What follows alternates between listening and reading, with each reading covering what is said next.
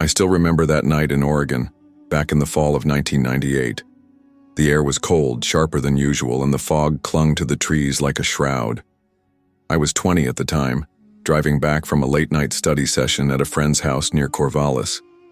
I could have taken the highway, but curiosity got the better of me. I wanted to see the old wooden bridge that locals whispered about, the one they called the Night Bridge. The road leading there was narrow, hemmed in by tall, skeletal trees. My headlights caught strange reflections in the mist, like figures moving just beyond sight. The further I drove, the quieter everything became. No insects, no wind, not even the sound of my own tires seemed natural anymore. Then I saw it. The bridge loomed in front of me, stretched across a dark, still river. Its planks looked rotten, the railings barely standing. But what unsettled me most was the silence. It was absolute, as if the world itself had stopped breathing. I stepped out of the car. The wood creaked under my boots as I took the first step. The fog seemed thicker on the bridge, and though I was completely alone, I swear I heard breathing right beside me. Slow, uneven, like lungs filling with water. Halfway across, the temperature dropped so suddenly my breath poured out like smoke. My flashlight flickered. That's when I noticed something strange, a shadow, perfectly clear, moving across the planks ahead of me. But it wasn't mine.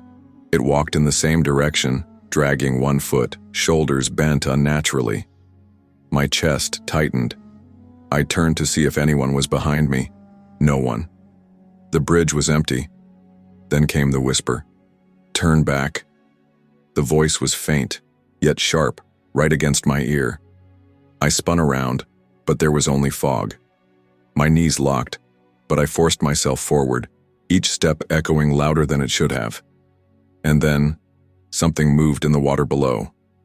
A ripple, slow and deliberate as though something huge had stirred awake. The planks shook. The whispering multiplied. Not one voice, but dozens now. Men, women, even children. They rose around me like a broken choir. "Cross and with us. Stay with us." I ran. But the faster I moved, the longer the bridge seemed to stretch. The end never came closer. My chest pounded, and I swore I felt fingers brush my ankle, pulling, desperate. That's when I looked down. The water wasn't water anymore. Faces pressed against the surface, pale and twisted, eyes wide open, mouths gaping silently as though they were screaming from beneath. Their hands reached upward, stretching out of the river, clawing at the air just inches below the planks. And among them, I saw one face that made my blood freeze. It was mine. My own face stared up at me from beneath the black water, pale as death, lips moving though I couldn't hear a sound. My knees almost buckled. I stumbled backward, gripping the railing, the rotten wood crumbling under my hands. I told myself it wasn't real. Just exhaustion, just shadows in the fog. But then my reflection's hand shot upward, slamming against the underside of the bridge with a force that made the planks shudder. I screamed and bolted forward. The bridge groaned, as if it hated every step I took. Behind me, dozens of wet palms slapped the wood in unison, rising like a storm of hands trying to break through. The whispers turned into choked laughter, some low, some shrill, some broken by gasps as though they were drowning. "Almost there," a new voice said. I froze. That voice was close, too close. I turned my head. At the far end of the bridge stood a figure, a woman, thin, gray hair dripping as though soaked. She wore a long dress, tattered and clinging to her body. Her skin looked wrong, like parchment stretched too tight. She didn't move, just stared at me with eyes that glowed faintly in the mist. I opened my mouth to ask who she was, but no sound came out. My throat was dry as sand. She tilted her head, the motion sharp and unnatural, then smiled, though her lips split at the corners when she did. "You shouldn't have come here," she whispered, yet the words were loud, filling the entire bridge as if spoken through every plank. I stumbled back a step. The faces in the water moved violently now, thrashing, their arms reaching higher. The whole river boiled with their shapes. "Go back," the woman hissed, but her voice was no longer warning. It was hungry. I turned and ran the other way, back toward where I had entered.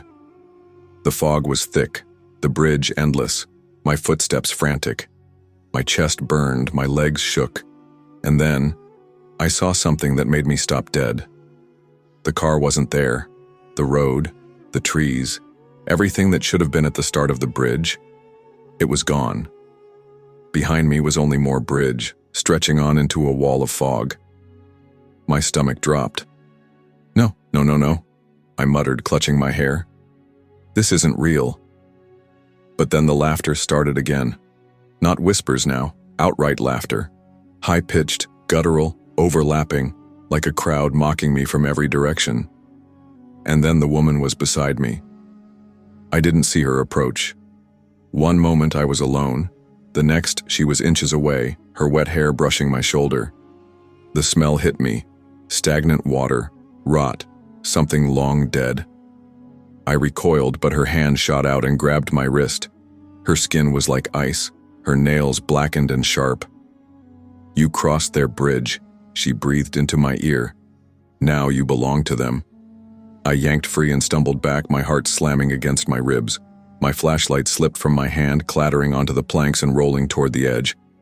The beam landed on the water below. The faces were gone, but not gone. They were climbing.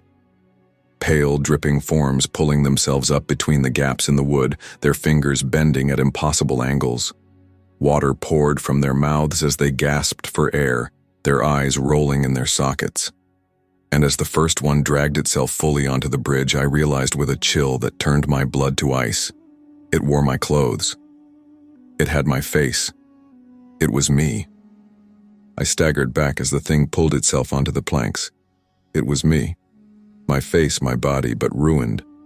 Bloated with water, skin peeling, eyes clouded like something long dead. Its lips twitched as it crawled toward me, water dripping from its mouth in thick streams. My double let out a sound that wasn't a voice but a gurgling breath like lungs drowning. Then it spoke. My voice, but hollow, warped, echoing through the fog. "You didn't make it across," I screamed, backing away, but my heel caught on a loose plank and I fell hard. The bridge shook beneath me as more shapes climbed up, half-decayed versions of myself, some broken at the spine, others with shattered jaws, all dragging themselves forward like predators who knew there was nowhere to run. The woman appeared again, only this time she wasn't at a distance. She crouched over me, her hair brushing my face, her eyes wide and hungry. "They're only what you will become," she whispered, her smile tearing wider across her face. "Every step you take, the bridge makes another you, until it decides which one stays." I tried to crawl away, but the planks groaned and split under my weight. Through the cracks, I could see more hands clawing upward. Cold fingers grazed my ankle, pulling. Desperate, I lunged for my flashlight and swung it wildly at the copies crawling toward me. The beam cut through their wet faces, and for the briefest moment I thought I saw something beneath the skin. Something black, writhing, like smoke trapped inside flesh. Then, without warning, the light flickered out. The darkness swallowed me. The laughter returned, deafening now, surrounding me on all sides. Dozens of versions of me whispered in unison, "You never left. You never left. You never left." I felt them pressing against me, cold bodies, damp hands gripping my arms, my shoulders, my face. Their voices filled my skull until I thought it would burst. And then, silence. When I opened my eyes again, it was morning. I was standing at the far end of the bridge. Sunlight streamed weakly through the trees. The fog was gone. For a moment I thought it had been a nightmare. I touched my arms, my face, dry, alive. I turned around. The bridge lay quiet behind me, empty. No figures, no water hands, no woman, just rotting wood and silence. My car was there too, parked at the start of the road as if it had never moved. Relief flooded through me. I laughed nervously, shaking. Maybe I had hallucinated the whole thing. Lack of sleep, too much coffee, imagination gone wild. I started toward my car, then froze. Floating in the river below, pale and lifeless, was a body.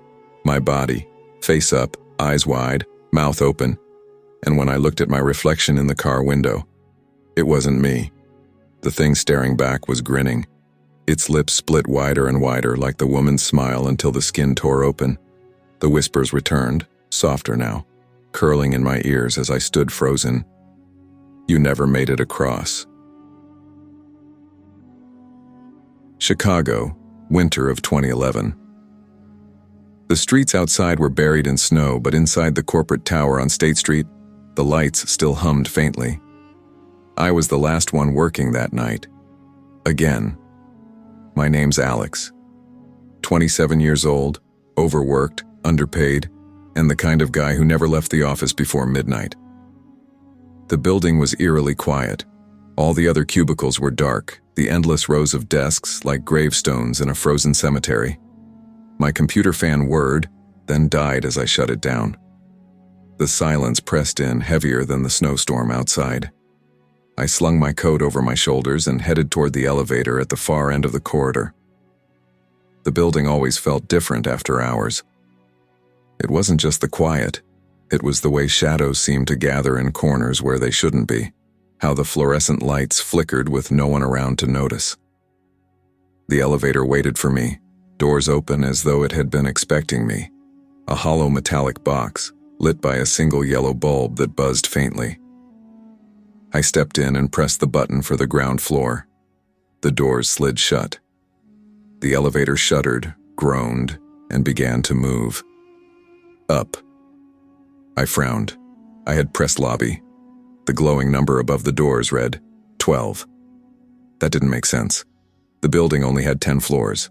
I jabbed the lobby button again. The elevator ignored me. The numbers kept climbing. 13, 14, 15. I felt my stomach twist. There weren't that many floors.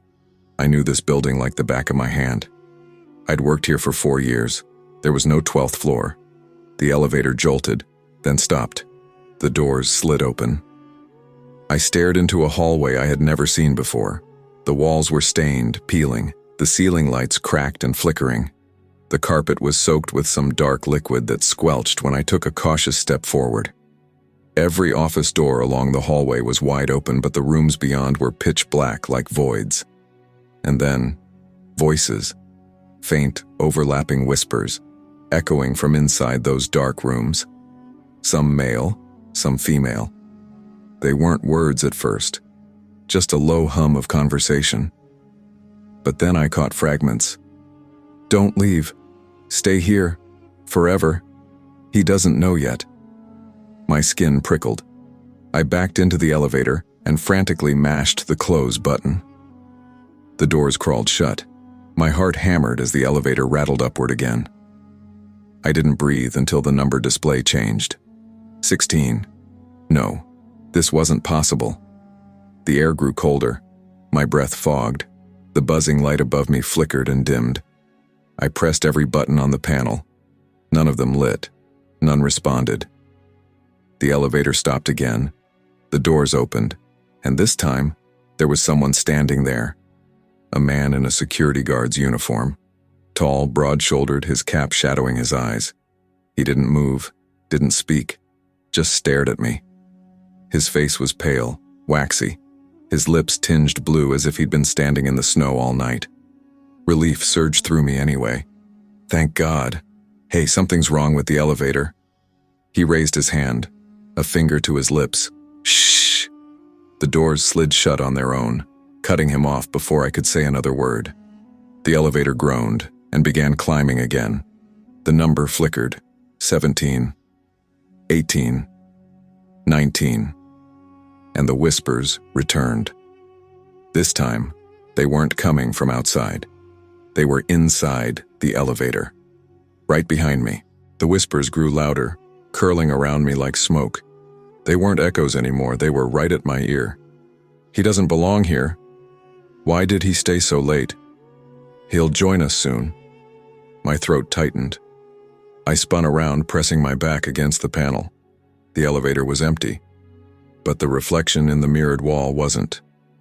I saw myself, same suit, same pale face, but my reflection wasn't copying me. Its eyes twitched back and forth like it was following something I couldn't see. Its lips moved slowly, silently forming words. I leaned closer, my pulse hammering. That's when it smiled. A wide, jagged grin that split its face open. My real mouth didn't move, but the reflection laughed, soundless, shoulders shaking. I staggered forward, slamming into the opposite wall. The light overhead buzzed, then went out. I was swallowed in total darkness. For a moment, there was only the sound of the elevator cables groaning as it climbed, higher and higher. Then the intercom crackled to life. At first, just static. Then a voice, soft, wheezing, like air escaping a collapsed lung. Going up, going up, going up. It repeated, growing more distorted each time until the words slurred into a shriek that made my bones vibrate. The elevator slammed to a stop. My knees nearly buckled. The doors opened. I couldn't breathe. This floor wasn't an office hallway. It was a burned-out ruin. Charred beams jutted from the ceiling, ash coating the floor like gray snow. Desks and chairs were melted into twisted shapes. The walls were black with soot, and the smell, burnt plastic, scorched flesh, clawed its way into my lungs. And in the middle of it all, people, or what was left of them. Figures stood motionless in the dark, their skin blistered, melted, their clothes fused into their bodies. Some sat at burned desks, staring at nothing. Others stood against the walls like mannequins. Their eyes turned toward me all at once, every single head snapping in my direction. My legs gave out. I crawled backward into the elevator, slamming the close button with shaking fingers. The doors crept together, agonizingly slow, as the figures began to move. Their limbs cracked, their bodies bending wrong as they shuffled toward me. One of them reached the doors before they closed. A blackened hand slipped through the gap, skin flaking like ash. Its nails screeched against the metal, forcing the doors back open. The thing leaned forward, half its face missing, one white, lidless eye boring into me. It opened its mouth. The voice was my mother's. "Alex, why are you still here?" I screamed and kicked its hand away. The doors slammed shut. The elevator jolted and shot upward so fast I was thrown against the floor. The numbers above flickered wildly, 21, 24, 28, 30, before blurring into nonsense symbols. And then, silence. The elevator wasn't moving anymore, but I could feel it. Something else was in the dark with me, breathing, hot, wet, ragged, right at the back of my neck. I froze.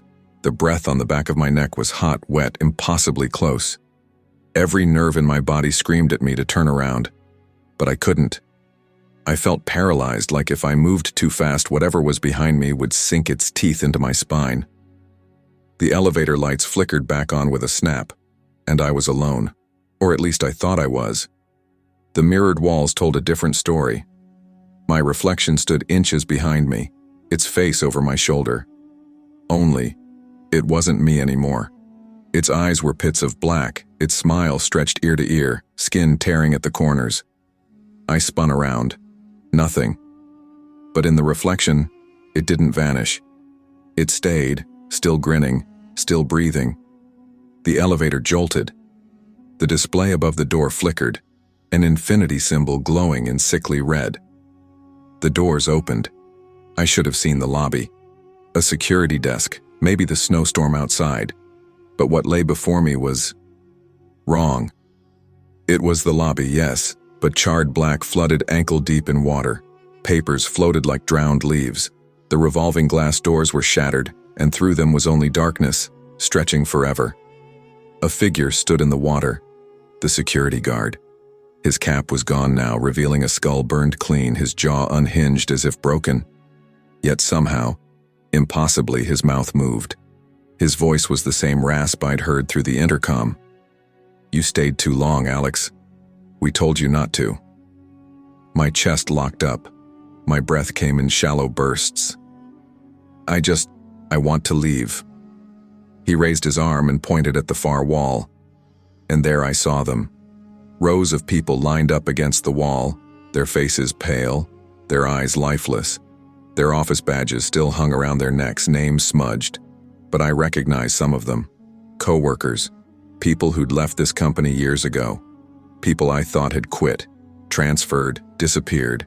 They hadn't left. They'd never left. They all turned their heads toward me at once. Their voices rose in unison, whispering, hissing. "Stay with us! Stay with us! Stay!" The water rippled. Hands broke the surface. Dozens, maybe hundreds. Bloated, gray, clawing at my legs, pulling me down. I thrashed, screaming, but every time I tore free, more hands grabbed me, dragging me deeper. The elevator behind me was still open, its yellow light glowing faintly, my only way out. I lunged for it. Something caught me. Not a hand, not a corpse. My reflection. It rose out of the water, black-eyed, smiling, wrapping its arms around me, its mouth pressed against my ear. "You're not leaving. You never left." The doors began to close. I fought, clawed, desperate. My fingernails scraped the floor as the light narrowed to a sliver, and then, darkness. When I opened my eyes again, I was standing in the lobby. Bright lights. The snowstorm outside visible through the glass doors, everything normal. My heart slowed. I staggered forward, dripping wet, gasping. People walked past me, co-workers chatting, laughing, not even noticing me. It was morning. Somehow I had survived. I stumbled out the doors into the snow, the cold air biting my skin. Relief washed over me. Maybe I'd imagined everything. Maybe I'd fallen asleep at my desk. I reached my car, yanked open the door, and froze. In the driver's seat sat someone else. Me. Smiling that same torn, black-eyed grin. I looked at the glass window beside me, and my reflection didn't move. It just whispered, lips peeling apart, voice echoing in my skull. "You're already inside." The town of Harrowsfield had always been quiet, almost unnervingly so. Nestled in the northeastern corner of the United States, it was the kind of place where nothing ever happened. Or so the residents thought. That evening, as the last traces of sunlight faded, a strange crimson glow began spreading across the sky. At first, people assumed it was a storm approaching, but the sky didn't churn with clouds. It pulsed like a living wound, a deep red that seemed to throb with a heartbeat. Ian was the first to notice it. He was standing on the porch of his small family home, the wind nipping at his face, staring at the unsettling sky. His heart thumped harder with every passing second. Then came the shadows. Not the ones cast by streetlights or the old trees, but darker, shifting forms that moved in the air as if the night itself had taken shape. The whispers began next. At first, Ian thought he imagined them. Soft sighs carried on the wind. But then he realized they were calling names. His name, Clara's name, the names of every person still awake in the town. They whispered promises, threats, and pleas, each word twisting like a knife in the mind. Ian ran to Clara's house shouting. She opened the door, eyes wide, frozen in horror. The crimson sky reflected in her pupils, and behind her, a vague, writhing figure hovered, its form human, but entirely wrong. Its limbs were elongated, fingers stretching impossibly, and its face. Ian couldn't make it out, but he felt it staring into his very soul. "We need to leave," Ian shouted. "Now!" Clara nodded, her face pale. As they sprinted down the empty streets, the air itself seemed to resist them. The shadows swirled around their legs, tugging, whispering, filling their lungs with icy dread. They tried to call for help, but phones displayed only static, and the digital clocks all read the same time. 3:33 a.m. Every corner of Harrowsfield now seemed alive. Windows reflected not their own faces, but twisted versions, grinning back at them. Each house they passed appeared empty, yet Ian could feel eyes watching from inside, waiting. A neighbor's dog barked, but the sound was warped, low and inhuman, then abruptly silenced. Finally, they reached the edge of town, a field stretching toward the horizon.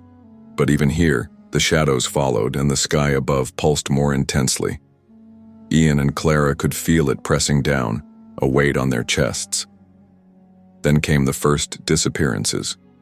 People walking in the distance simply vanished, their bodies dissolving into smoke before hitting the ground, leaving nothing but echoes of screams that chilled the blood. Ian grabbed Clara's hand, and together they ran toward the old barn at the field's center, a place that had once been a shelter during storms. As they entered, the door slammed shut behind them, and the shadows pressed against the walls like living oil. Inside, the barn was empty, or so they thought. A single skeletal figure emerged from the corner, its eyes burning like embers. "You shouldn't be here," it rasped, voice like broken glass. Ian's legs shook. He wanted to run, but Clara held onto him, her nails digging into his arm. The figure moved closer, but then paused, tilting its head. Suddenly, the crimson sky outside shifted violently, revealing not just one, but hundreds of shadowy forms hovering above the town. They seemed to pulse with intelligence, as if feeding off the fear below. The last thing Ian saw before the barn's walls began to ripple like liquid was the figure pointing at them and whispering, "They are choosing." And at that moment, Ian realized they were not running from the sky, they were running through it. Ian and Clara huddled in the corner of the barn, their breaths ragged, hearts hammering like wild drums. The walls no longer felt solid. They seemed to pulse with the rhythm of the crimson sky outside. Every shadow outside the cracked windows flickered, stretching impossibly long as though the darkness itself had grown teeth. "We can't stay here," Clara whispered, her voice barely audible. It's watching everything." Ian nodded, though fear weighed him down like iron chains. The skeletal figure from before was gone, but its presence lingered, a silent promise of horrors yet to come. And then, the whispers returned, louder now, a chorus of voices that seemed to come from within their own minds. "They want you. They want you." The words twisted and repeated, embedding themselves into Ian's thoughts. He grabbed Clara's hand tighter, feeling her shiver. They could no longer tell if the shadows outside were real, or if their own minds were betraying them. Suddenly the barn floor trembled. The wooden planks buckled under some invisible force, and a sharp crack echoed through the building. From beneath them, a darkness began rising, blacker than the night, swallowing the hay and tools like a living fog. Clara screamed as hands, shadowed skeletal hands, emerged from the floor, reaching for them. Ian yanked her back, pulling them toward the barn door, but it wouldn't budge. Panic clawed at his chest as he pounded on the door, only to hear the whispers growing into agonized wails. The walls around them started to bleed a dark, oily liquid that smelled of iron and decay. "Don't look at it!" Ian shouted, dragging Clara into the center. But it was too late. The barn's roof split open, and the crimson sky above revealed a vision so terrifying that their minds could barely comprehend it. The shadows weren't just hovering. They were descending. Hundreds of them, faceless, stretching, grasping, as if the town itself had become a net to trap human souls. And then, they saw the faces, glimpses of friends, neighbors, people who had disappeared hours ago. Their eyes were hollow, mouths open in silent screams, reaching down to pull more into the sky. Clara dropped to her knees, her hands over her ears, but the whispers penetrated deeper than sound. Ian could feel his thoughts twisting, memories bending, as if the sky itself were reading him, deciding what to take and what to leave. And then Ian saw it, a figure in the sky, towering above all the others, draped in shadows and glowing faintly red like embers. Its gaze locked onto them, and Ian understood with a sickening clarity. This was not just a storm, not just a haunting. This was intelligence. It knew fear. It fed on it. Without warning, the barn floor gave way beneath them. They fell through darkness, twisting, spinning, until they landed on cold, wet ground, an endless field under the crimson sky. The whispers followed, now accompanied by 1,000 unseen footsteps circling them. The shadows emerged from the ground, clawing, stretching, and Ian realized with horror that the field itself was alive, a sentient trap. Clara screamed as a shadow lunged, passing through her like mist, but leaving her with a chilling weight in her chest, as if a piece of her soul had been claimed. Ian swung his arms, hitting at the shadows, but his hands passed through them, and he felt nothing. He was helpless. They were helpless. Then the whispers changed. Clear, articulate, a single sentence that echoed in both their minds. Only one may leave. The other becomes part of the sky. Ian and Clara froze, terror rooting them in place. Every instinct screamed to run, but where could they go? Every step seemed to lead deeper into the field where the shadows grew thicker and the sky above pulsed faster, almost alive. And as they stumbled forward, the ground beneath them began to rise, forming a shape, human but grotesque, made entirely of shadow. Its head tilted, and Ian felt the weight of hundreds of eyes boring into him. The figure spoke, voice like grinding metal. "You cannot fight what chooses you. You belong to us now." Clara screamed, clutching Ian as the shadow extended an impossibly long arm toward them. The whispers surged into a deafening roar, and the crimson sky rippled, revealing hundreds of tiny faces, people trapped, screaming silently, watching them.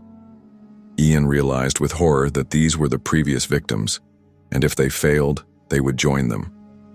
Part 2 ends with Ian and Clara running blindly into the field, pursued by shadows, their minds fracturing under the weight of the sky's judgment. The horror is relentless, personal, and inescapable. Ian and Clara stumbled through the endless crimson-lit field, their legs trembling, lungs burning, hearts hammering like desperate drums. The shadows followed relentlessly, forming grotesque, twisting shapes, some with human faces, others unrecognizable, all reaching, all hungry. Every breath they took felt stolen by the sky itself, each step heavier than the last. Clara collapsed, sobbing. "Ian, we can't make it, it's everywhere." Ian shook his head, desperation flooding him. "We have to. There's something controlling it. We have to find it." Above them, the crimson sky rippled, revealing the towering shadow figure from Part 2, the intelligence behind the nightmare.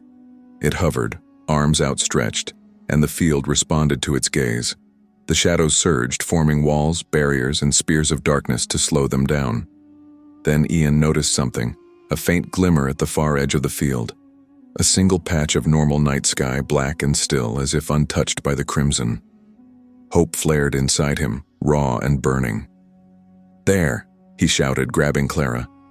Together they ran, sprinting through the field that seemed to stretch infinitely.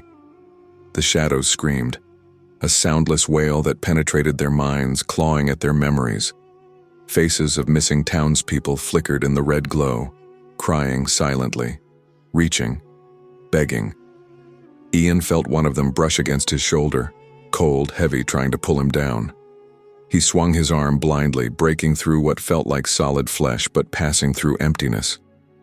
Closer and closer they got to the black patch of sky, the sense of freedom tangible. But the intelligence above noticed. The towering shadow tilted its head, a cruel smile forming. The field shifted violently, the ground itself ripped apart, cracks opening like gaping mouths, swallowing everything near them. Clara screamed as one shadow lunged, grazing her leg, sending a spike of freezing pain up her spine. Ian pulled her up, sprinting harder than he ever thought possible. The black patch grew, faintly shimmering like a door, promising escape. They reached it. Ian looked back. The crimson sky pulsated violently, the shadow intelligence extending an arm impossibly long, almost touching them. "Go!" Ian shouted. He grabbed Clara's hand, and together they ran through the patch. And then everything changed. They were outside, standing on the edge of town, under the calm, normal night sky. The wind was gentle, the stars twinkling. They were safe, or so it seemed. Clara collapsed, trembling, tears streaming down her face. Ian pulled her close, heart still racing. But then Ian looked at his hand, and at Clara's. Their shadows were wrong, not perfectly aligned with their bodies, flickering, stretching in unnatural ways, and behind them, in the reflection of a nearby window, the crimson sky pulsed faintly, not above but within. A whisper in their minds, "You left, but we are still here. Part of you belongs to us." They tried to scream, but their voices came out hollow, distant, echoing unnaturally. The blackness in their minds grew heavier, and Ian realized with a gut-wrenching terror. They had escaped the field physically, but the intelligence had marked them, tied them to the crimson sky. From that moment on, every time night fell, the crimson hue would flash faintly across the horizon, and Ian and Clara would hear whispers calling their names. No one else could see it. No one else could hear it. And slowly, inevitably, they began to change. Their reflections in mirrors twisted, subtle at first, then more grotesque. They would wake at 3:33 a.m., the whispers louder, pulling memories, hopes, fears.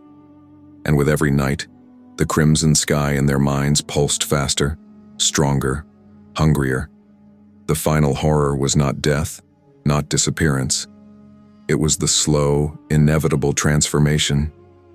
Ian and Clara were still alive, still walking the streets of Harrowsfield, but a part of them had already become the sky's eyes, its hands, its whispers.